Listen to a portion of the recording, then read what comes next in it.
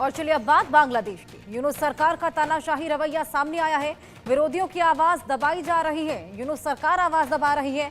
कलाकार और एक्टिविस्ट को गिरफ्तार किया जा रहा है। अभिनेत्री मेघना आलम सोहाना सबा पर शिकंजा कसा है। अभिनेत्री और निर्देशक मेहर अफरोज शाउर गिरफ्तार की गई। राजद्रोह जैसे गंभीर आरोपों में इन लोगों की गिरफ्तारी की गई है। यूनुस सरकार का ये तानाशाही जैसा रवैया, विरोधियों की आवाज लगातार यहाँ पर यूनुस सरकार दबा रही है। जो अपनी आवाज बुलंद करता है, चाहे वो कलाकार हो या एक्टिविस्ट, लगातार उनकी आवाज को दबाने की कोशिश की जा रही है। विरोधी आवाजों को दबाने के लिए सख्त रुख यहाँ पर यूनुस अपना रहे हैं। सोशल मीडिया पर सरकार की आलोचना करने वालों को निशाना बनाया जा रहा है। कई कलाकार, एक्टिविस्ट ऐसे हैं, नागरिक भी ऐसे हैं जो कि राजद्रोह जैसे गंभीर आरोपों में गिरफ्तार किए गए हैं। सरकार की आलोचना अब जुर्म बन चुकी है और इससे नागरिक स्वतंत्रता पर गंभीर सवाल खड़े होने लगे हैं। देश की राजधानी ढाका से जो खबरें आ रही हैं वो न सिर्फ डराने वाली हैं, बल्कि ये भी दिखाती हैं कि किस तरीके से बांग्लादेश में लोकतांत्रिक आवाजें दबाई जा रही हैं। हाल ही में देश की अंतरिम सरकार के मुखिया मोहम्मद यूनुस की पुलिस ने कई बड़ी हस्तियों की गिरफ्तारी की, जिसमें बांग्लादेश की मिस अर्थ 2020 मेघना आलम को ढाका मेट्रोपॉलिटन मजिस्ट्रेट सैफुल्लाह की अदालत ने 30 दिन की जेल भेज दिया। उनके खिलाफ स्पेशल पावर्स एक्ट 1974 के तहत कार्रवाई हुई है, जो कि सरकार को बिना मुकदमे के किसी को हिरासत में लेने का अधिकार देता है। रिपोर्ट के मुताबिक जानी मानी अभिनेत्री सोहाना सबा से भी डीबी पुलिस ने पूछताछ की है। वहीं अभिनेत्री निर्देशक मेहर अफरोज शाउन को देशद्रोह के आरोप में गिरफ्तार कर लिया गया है। लगातार इस तरीके से जो भी अपनी आवाज बुलंद कर रहा है, लगातार उनकी आवाज को दबाया जा रहा है। यूनुस सरकार है या फिर तालिबान राज, ये समझना मुश्किल हो गया है। बांग्लादेश में सरकार की आलोचना करना अब जुर्म है। विरोधियों की आवाज दबाई जा रही है। यूनुस सरकार कलाकारों, एक्टिविस्ट को गिरफ्तार कर रहा है, निशाना बना रहा है। अभिनेत्री मेघना आलम है, सुहाना सबा है जिन पर शिकंजा कसा। वहीं अभिनेत्री और निर्देशक मेहर अफरोज शाउर गिरफ्तार की गई हैं। राजद्रोह जैसे गंभीर आरोप लगाए गए हैं इन पे, जिनके बाद गिरफ्तारी हुई। अभिनेत्री मेघना आलम को 30 दिन की जेल में भेजा गया है। वहीं मिस अर्थ 2020 रह चुकी है मेघना आलम। अभिनेत्री सुहाना सबा से भी पुलिस ने पूछताछ की है। मेहर अफरोज शाम देशद्रोह के आरोप में गिरफ्तार की गई। वहीं बांग्लादेश में नागरिक स्वतंत्रता पर अब लगातार गंभीर सवाल खड़े होने लगे हैं। बांग्लादेश में हालात बद से बदतर होते चले जा रहे हैं। कानून व्यवस्था वहां पर है नहीं और ऐसे में लगातार कट्टरपंथी वहां पर आतंक बरसा रहे हैं। हिंदू माइनॉरिटीज पर लगातार निशाना बनाया जा रहा है और इसी बीच आप देखिए किस तरीके से तालिबान राज भी अब देखने को मिल रहा है। जो भी अपनी आवाज बुलंद करता है, चाहे वो एक्टर हो, चाहे वो प्रोड्यूसर हो, उनकी आवाज यहाँ पर लगातार दबाई जा रही है। हमारे साथ निपुण आलम बयान, विदेश मामलों के जानकार मेजर जनरल अनुज माथुर, रक्षा विशेषज्ञ जुड़ गए हैं। आइए उनसे बातचीत करेंगे। बहुत स्वागत है आप दोनों का। निपुण, सबसे पहले मैं आपके पास आऊंगी। ये कहना गलत नहीं होगा कि बांग्लादेश में अब जो भी अपनी आवाज बुलंद करेगा वो गिरफ्तारी का शिकार हो जाएगा। बिल्कुल, देखिए अर्षा, आपने बिल्कुल सही बात कही। और देखिए अभी आप कह रहे थे तालिबान राज, तालिबान अब काफी ज्यादा लोकतांत्रिक अपने आपको दिखा रहा है, काफी ज्यादा डेमोक्रेटिक दिखा रहा है। ये तो तालिबान से भी ज्यादा गए गुजरे हो रहे हैं। और आप पाकिस्तान की हालत और बांग्लादेश की हालत दोनों को एक जैसी ही है।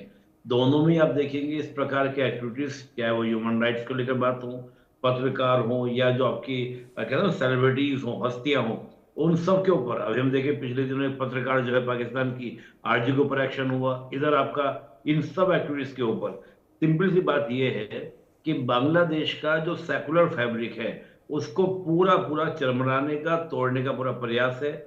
जो भी लोग अगर सेकुलर फैब्रिक को पसंद करने वाले लोग हैं, उनके ऊपर ही सब एक्शन लिए जा रहे हैं। यानी कि जो भी लोग आपका कट्टरपन को स्वीकार नहीं करेंगे तो मोहम्मद यूनुस सरकार उस आवाज को दोबारा शुरू कर देगी।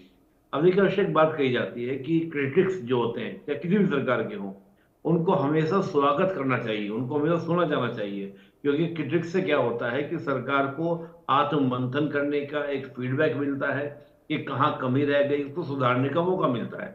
लेकिन अगर आप ऐसी आवाजों को, जो इस प्रकार की आवाज होती है कि आपको जैसे मिस अर्थ 2020 की हम बात कर रहे हैं, तो आप सोचिए मिस अर्थ यानी कि पूरी दुनिया में जो फेमस पर्सनैलिटी है, अगर आप उनकी आवाज को दबाएंगे तो जो सामान्य नागरिक हैं उनकी आवाज तो कुछ भी नहीं सुनी जाएगी। वहां की तो आवाज बिल्कुल ही शांत हो गई। तो ऐसे में क्या होता है कि आपका एक अंडर प्रेशर क्रिएट होता है जो बड़ी से बड़ी सरकार को गिरा देता है। मैं कहता हूं कि क्रिटिक्स को हमेशा सुनने का मौका देना चाहिए, सुना जाना चाहिए। इससे क्या होता है कि आपके अंदर रिफॉर्म्स की गुंजाइश बनी रहती है। नहीं तो क्या होता है, वो इतना ज्यादा प्रेशर कुकर बन जाता है। वो प्रेशर कुकर क्या करेगा, आपको कहीं ना कहीं आपको सेफ्टी वॉल्व आपने हटा दिया, वो फट जाएगा। लेकिन ब्रिटिश ने भी इसी बात को सोचकर 1885 में जो कांग्रेस की स्थापना की थी, यही बात सोचकर की थी कि हम थोड़ा बहुत क्रिटिक सुनते रहेंगे, उसके अकॉर्डिंग अपनी पॉलिसीज बनाते रहेंगे, जिससे भारत में 1857 जैसा विद्रोह नहीं होगा। लेकिन ये जो आज बांग्लादेश कर रहा है, निश्चित रूप से इस इंटरिम गवर्नमेंट के लिए बहुत ज्यादा क्या हानिकारक होने वाला है, बहुत नुकसानदायक होने वाला है। अब ऐसा तो है नहीं कि इनके कुछ समर्थक नहीं होंगे, फॉलोअर्स नहीं होंगे। और देखो बिल्कुल। होता क्या है कि जब एक बार जिद हो जाती है कि तुमने हमारे नेता को, हमारे जिसको हम लोग काफी लाइक करते हैं, जो हमारा सेलिब्रिटी है, आप उसको ऐसा करो तो हमको भी करो, उस तरह के मूवमेंट का इन्वायरमेंट बनता है। तो कहीं ना कहीं मैं मानता हूं कि ये भारत के लिए भी है, हमको भी, जो कई बार हमारे यहाँ से कहा भी गया है कि इस मुद्दे को हमको अंतर्राष्ट्रीय जो डायस है, यानी कि इंटरनेशनल जो डायस है, हम्म। उन पर उठाना चाहिए, ह्यूमन राइट्स की बात करनी चाहिए। क्योंकि आज हम देखते हैं कि दुनिया के जितने लंबरदार बनते हैं, ठेकेदार बनते हैं मानवाधिकारों के, श्रीलंका में कुछ हो जाए, भारत में कोई बात हो जाए, तो सब ह्यूमन राइट्स के झंडे लेके खड़े हो जाते हैं। आज क्यों सब चुप बैठे हैं?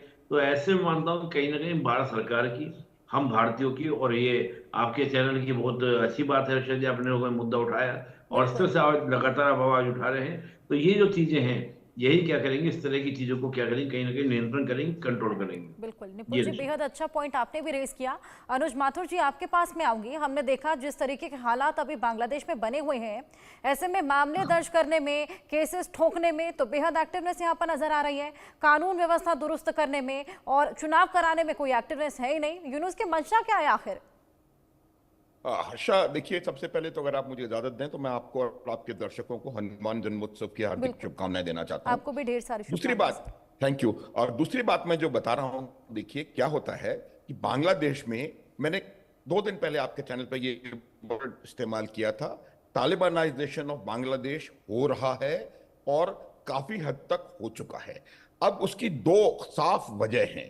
पहली वजह तो ये है कि मोहम्मद यूनुस को ये पता है कि अगर इलेक्शन हुए या डेमोक्रेटिक प्रोसेस को दोबारा शुरू किया गया तो वो कहीं के नहीं रहेंगे, बिल्कुल निश्चित रूप से उनको मालूम है। इसलिए वो चाहते हैं कि हर उस आवाज को जिसकी पहुंच है, इनको क्यों पकड़ा और किसी को क्योंकि इस आवाज की बहुत दूर तक पहुंच है।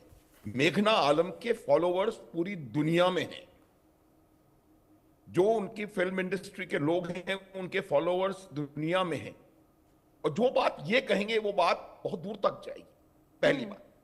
दूसरी बात, जो रेडिकल इस्लाम का काम करने का तरीका है, वो वर्षा, अनफॉर्चुनेटली उसका एक बहुत बड़ा प्रीमाइस और बेसिस होता है कि महिलाओं पर की आवाज को बिल्कुल छुपा दिया जाए, उनको बोलने नहीं दिया जाए, उनकी कोई राय की कोई कीमत नहीं है, उनकी महिलाओं की एक मतलब 40-50% पॉपुलेशन की कोई कीमत ही नहीं है। आप आज देखें, अब